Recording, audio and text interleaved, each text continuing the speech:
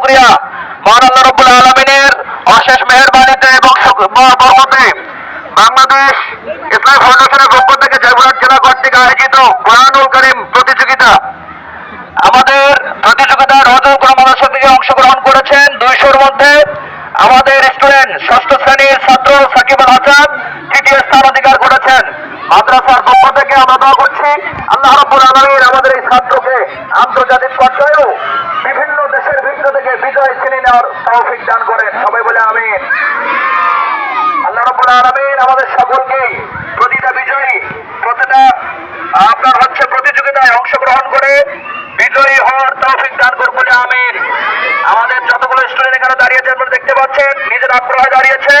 সকল ছাত্রের প্রতি আমাদের অনুরোধ থাকবে, আজকে যেমন সাকিব আল হাসান বিজয়ী হয়েছে, আগামীতে এই প্রতিষ্ঠান থেকে যেন আরো বহু সংখ্যক বিজয়ী কোরআনের বিজয় নিয়ে এই প্রতিষ্ঠানে আগমন করে আমরা দোয়া করছি। সকলকে সেইভাবেই প্রস্তুতি নিতে হবে ইনশাআল্লাহ।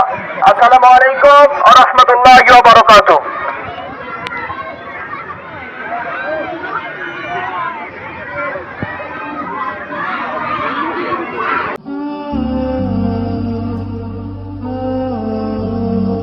Al Iqra TV